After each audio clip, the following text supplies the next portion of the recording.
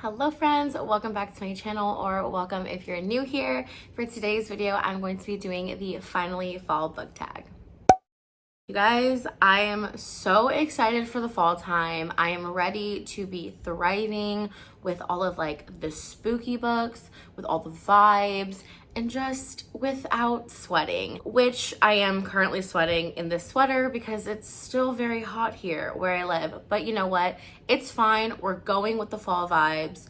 It's September, so it should just be freezing by now. But I did see Jess do this tag on her channel, so I will leave her video down below as well as the original tag video. But it was just such a fun video and it was so cozy and vibey. So I really wanted to do it on my channel as well. So definitely, if you guys feel like doing this tag, do it. Let me know if you decide to do it and I will watch it because this was just such a fun tag video. So without further ado, let's just get into these questions. Also, if I'm like looking to the bottom right here, it's because I have everything on my laptop. So I'm gonna be reading because these got like full on sentences. So question number 1 says, in fall, the air is crisp and clear. Name a book with a vivid setting. So for this one, I chose Jade City by Fonda Lee. This is an urban high fantasy, I guess you could call it. But this setting is so incredibly vivid. This takes place in the fictional city of Janloon.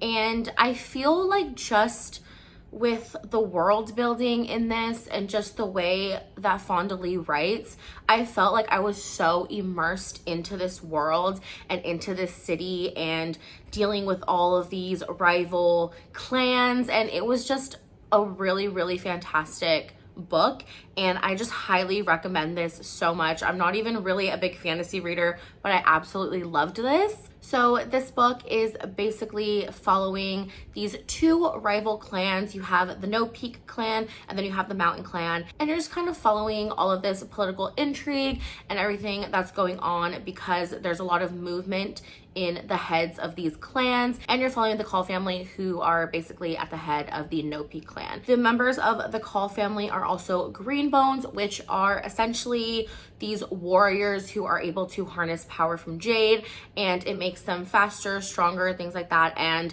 they're basically there to just protect the people of Janloon. That is the foundation of this story. Obviously, there's so much that goes on, and there's so much political intrigue and family dynamics involved in this, but it's just a really fantastic book, so I highly recommend it.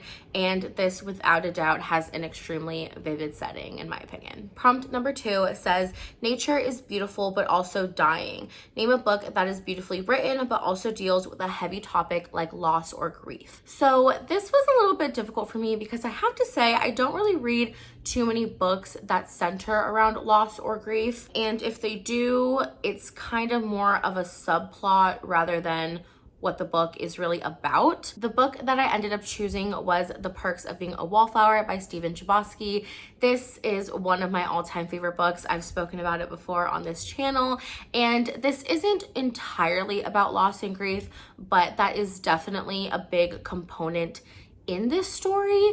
And there's also just so many other aspects of this book that are really hard to read and difficult to kind of get through, and they make me at least very emotional because I am a sensitive ass bitch. But it's also extremely well written and beautifully written, and you just really get to know Charlie, who is your main protagonist, and really just get to see him come into himself and live his life. And it's just such a great book. I highly recommend it if you have not read it. And I also really recommend the movie. The movie is amazing, but Emma Watson's American accent is not. It's fine. We're gonna move along past that. Yeah, absolutely love this book.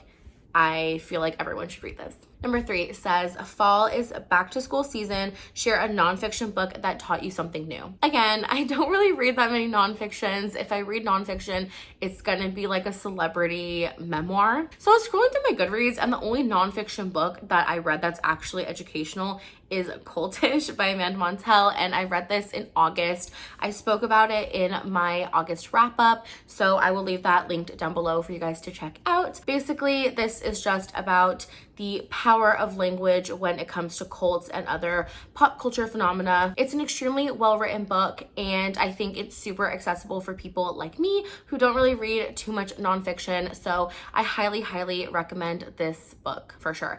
And I really just need to start reading more nonfiction. So if you guys have any nonfiction that you guys love or want to recommend me, please let me know down below in the comments. Let me know any good nonfiction you guys have. All right, next prompt says, in order to keep warm, it's good to spend some time with the people we love. Name a fictional family, household, friend group that you'd like to be a part of. For this one, I'm gonna have to choose some sort of group from the Shadowhunter Chronicles by Cassandra Clare, because really, like, those books are the epitome of like found family and amazing friendship groups. But for me, without a doubt, I'm gonna have to go with my baby Blackthorns. I literally love the Blackthorn family from The Dark Artifices, and Julian Blackthorn is one of my favorite characters in this entire series, and I just would love to be a part of that found family thing. I mean, they're an actual family, but like Emma's part of the found family.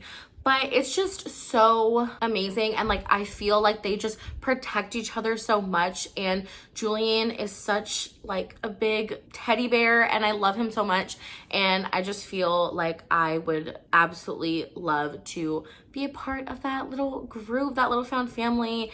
It's just the sweetest thing ever. So I would definitely say the Blackthorns for sure. For question number 5, it says, the colorful leaves are piling up on the ground. Show us a pile of fall colored spines. So when I was setting up for this video, I was trying to do this. I literally don't have fall colored spines. Like, you can see up here, some of my thrillers are red, but like they're kind of bright red. So this is my measly stack that I compiled. It's the best I could do. I feel like I should take out Danny Brown, to be honest, because Danny Brown's a little bright, but then I only have these 3, but I guess that's fine. Yeah, my poor little stack. And then with Danny Brown, because we love that bitch. Yeah, I have nothing else to say.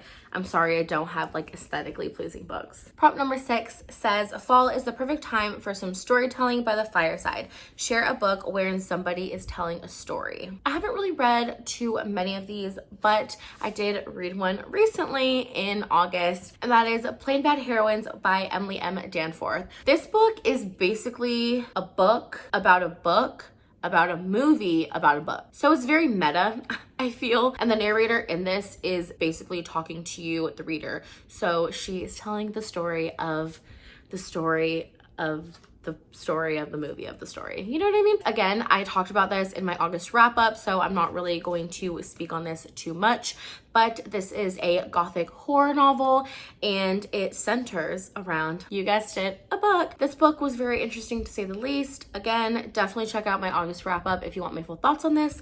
But yeah, this is a story of someone telling us a story. All right, the next prompt is, the nights are getting darker, share a dark, creepy read. And for this one, without a doubt, I'm gonna have to go with I'm Thinking of Ending Things by Ian Reid. This book is so incredibly creepy to me.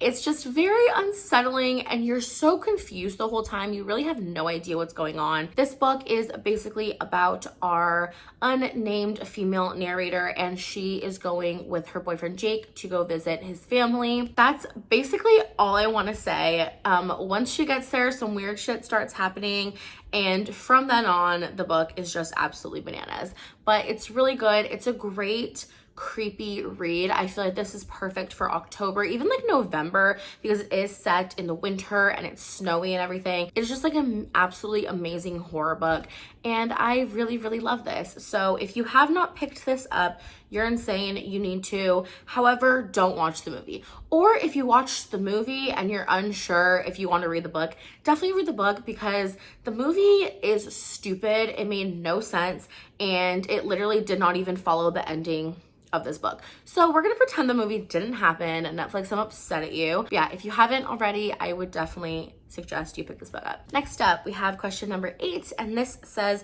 the days are getting colder. Name a short, heartwarming read that could warm up somebody's rainy day. So I was also scrolling through Goodreads for this one, and it was a struggle, let me tell you. I genuinely don't read heartwarming books. Like, I was going through it and I was like, I don't think any of these could be classified as heartwarming. I'm just like not a heartwarming person, I guess.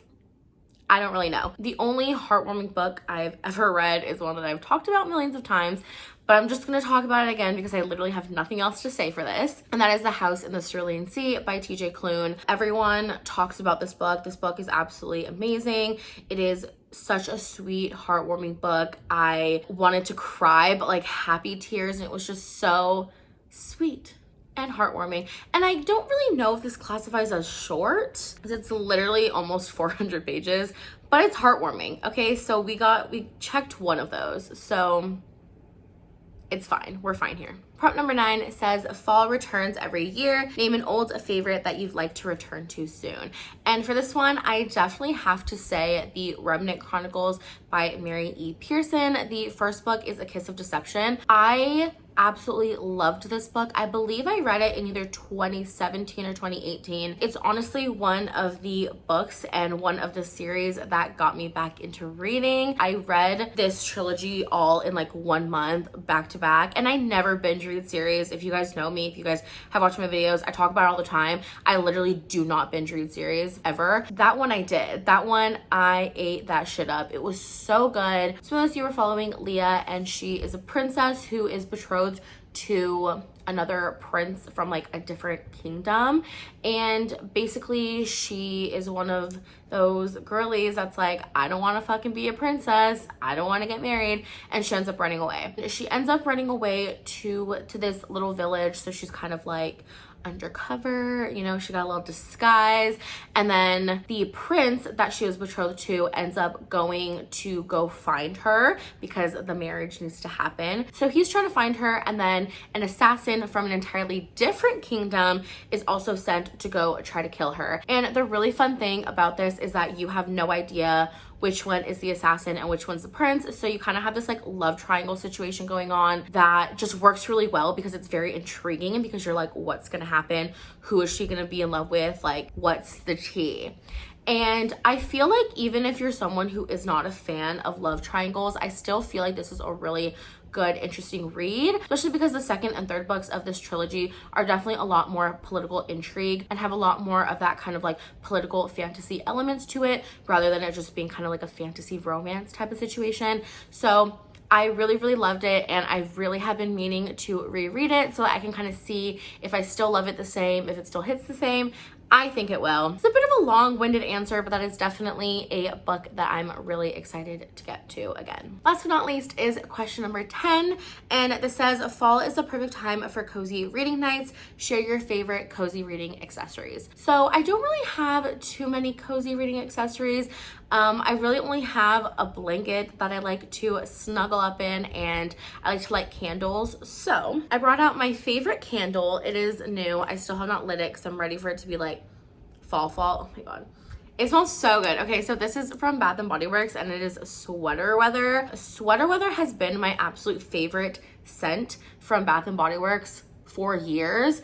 I am obsessed with this scent. It's just like, it smells so good. What is in it? Let's see. It says fresh sage, juniper berries, aromatic eucalyptus. That's why I'm a hoe for eucalyptus. Fresh woods with natural essential oils. Okay, that's probably why I love it so much, because I fucking love the smell of eucalyptus. I could literally get high on this shit. I'm just like, oh, so good. Okay, anyway. And then my blanket that I use is my all-time favorite blanket ever. Let me unravel this so you guys can see it. It is this like massive princess blanket. So we have Belle here. Where are my other girlies? And then we have Ariel and Rapunzel, my main bitches. I love this blanket. I wish I could show you guys like how incredibly massive this is. I'm pretty sure this is like a full-size blanket. It's so big. We got it from Costco, and it was so sweet. It was a gift from my Thea because my little cousin came and she had this blanket, and I was obsessed with it, and it was so comfortable. And I was like, oh my god, I love this blanket so much. I want one like this. It's so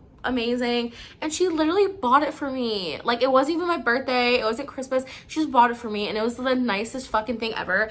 And this has gone with me everywhere, and this has moved with me across the country. So I literally love this. It is just so cute. It's so comfortable, and it's literally the best blanket ever. So best blanket ever and the best candle ever. Like, I'm really thriving. All right, you guys, so that is it for the Finally Fall book tag. Thank you guys so much for watching. I hope you enjoyed, and definitely make sure to let me know what your guys' favorite fall accessories are, what your guys' favorite fall books are. Give me those nonfiction book recommendations if you have them. And yeah, thank you again so much for watching, and I will just talk to you all in my next video. Bye.